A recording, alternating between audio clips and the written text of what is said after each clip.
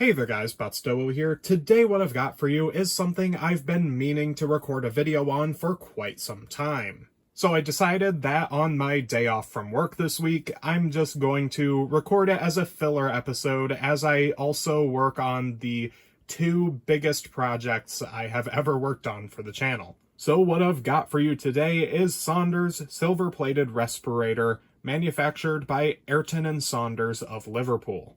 Let's just jump right into the history.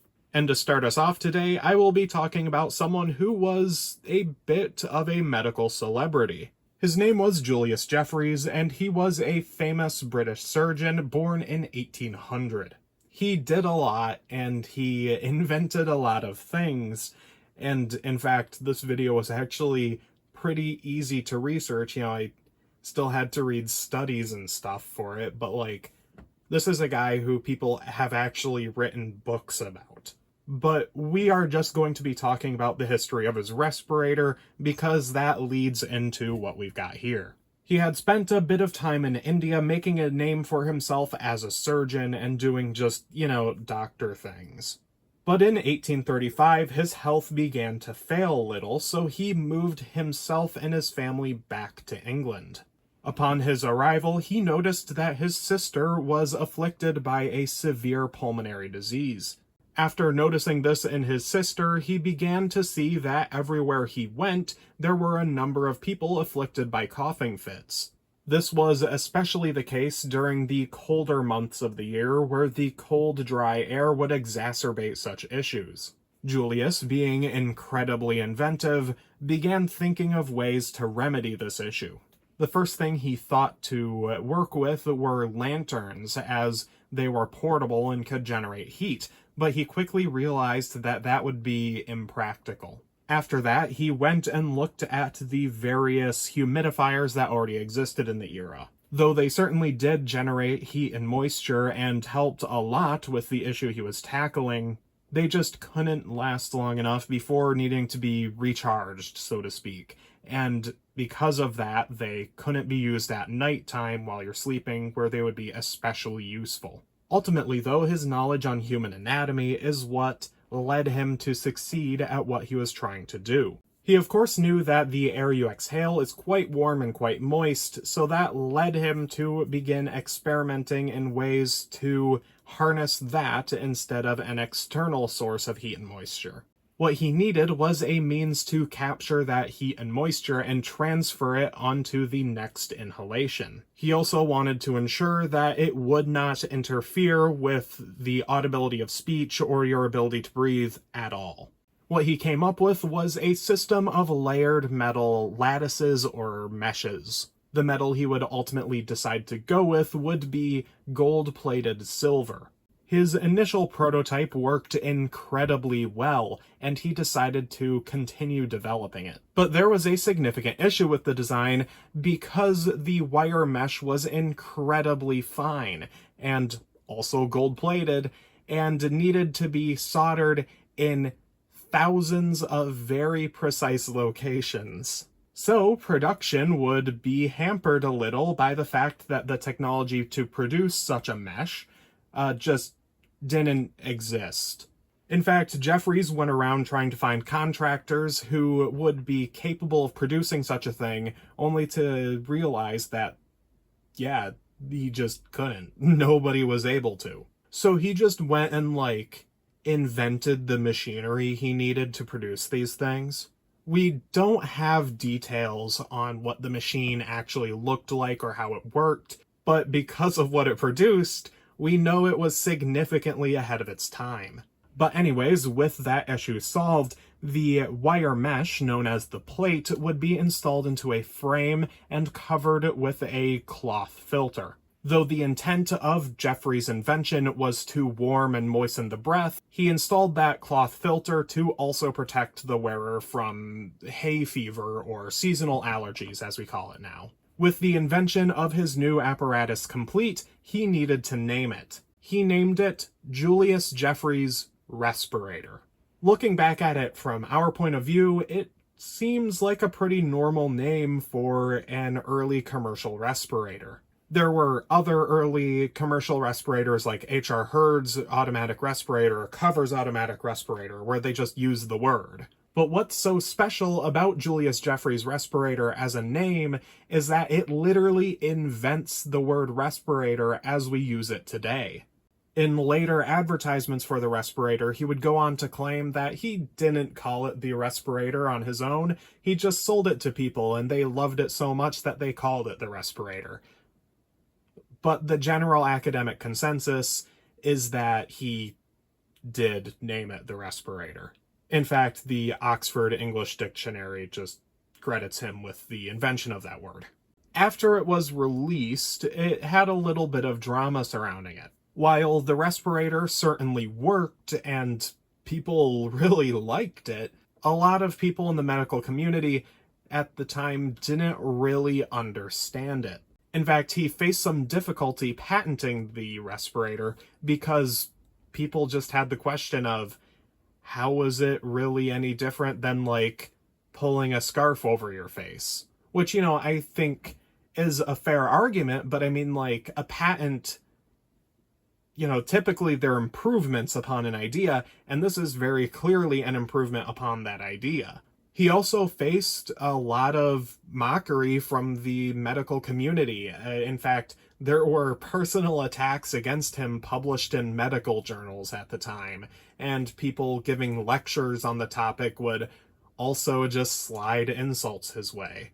But among people who actually used the respirator, it was well liked. In fact, it would go on to have some cultural significance, even being mentioned in a book by fucking Charles Dickens. Over the next few decades, it would continue to repeatedly prove itself, and the backlash would die down. They would be sold in pharmacies or newspaper advertisements, or just anywhere you would buy medical supplies that didn't require a prescription. And, you know, as the respirator continues to see success, other companies wanted in on that money. So while Jeffreys himself sold a slew of different variations, like ones that only cover the mouth, like we see here, or ones that cover the oronasal region, other companies would begin making their own clones, their own variations of the design.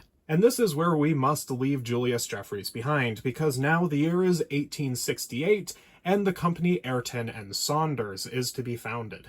This is over 30 years since Julius Jeffreys invented this style of respirator. Which, as a side note, I should say that this is not the first respirator.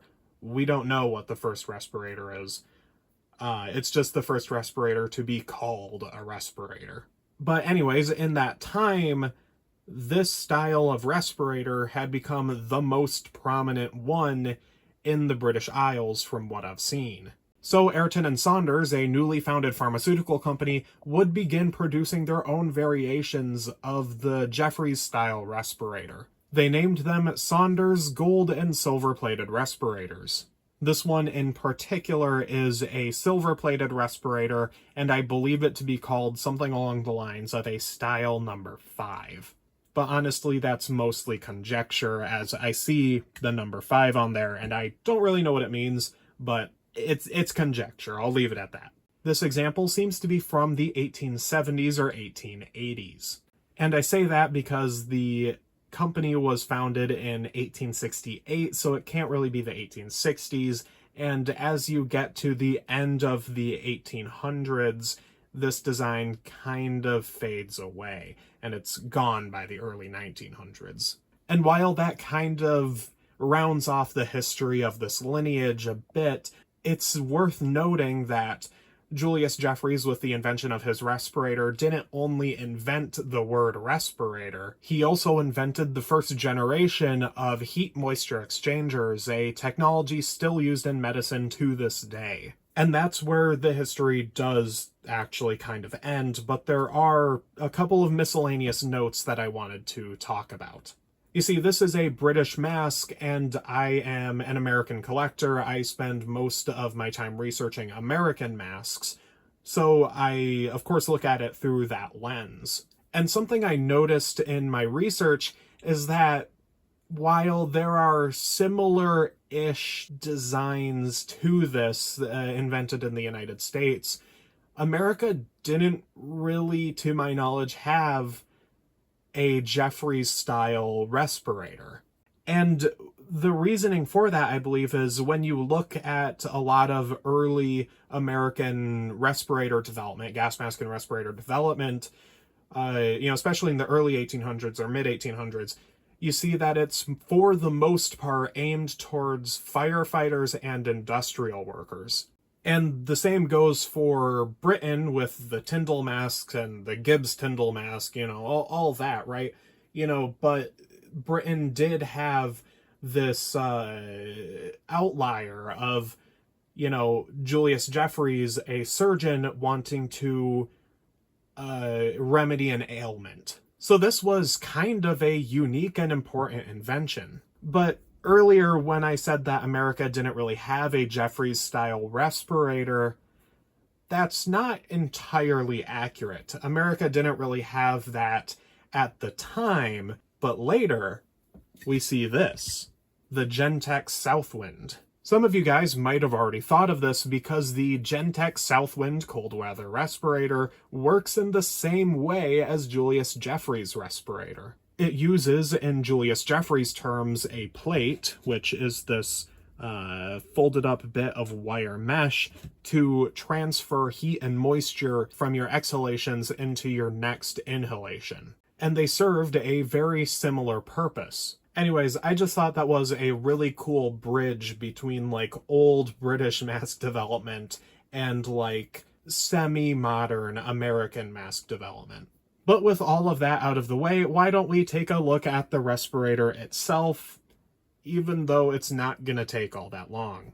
Because it is entirely black, it's kind of hard to record, so I apologize for that.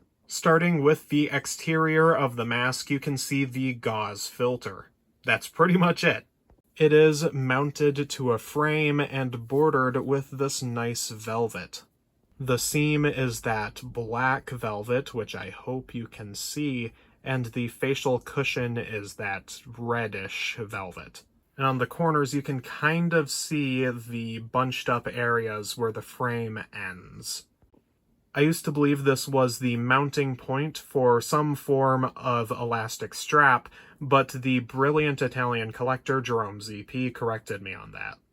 If you're not familiar with the guy, he essentially runs the Gas Mask and Respirator wiki. He does a lot of incredible work. He's also got a collection that we can all be a bit envious of. Julius Jeffreys' original respirator had a head harness, but a lot of these variations manufactured by other companies did not. Instead, it seems that it would either be held in the hand and held to the face, or it would be held between the lips and the teeth. But anyways, moving on, you can see the silver-plated wire mesh. Moving on to the tin, it's gorgeous. Put a quarter for scale there so you can see just how tiny this entire kit is. The interior of the tin is a mirror-polished metal, and the exterior of the box just features a bunch of, manufacturing info. I don't know what the holes on the bottom are for, or if they're original. I think so, with how precise they are, but I don't know. You can also very faintly see that etched into the bottom is Ayrton and Saunders and their address. Oh, and if I had to guess what the holes are for, I would guess it's some form of moisture drainage. Anyways, that is all I really wanted to say on this topic. Thank you very much for watching, and I will see you in the next one, whenever that is.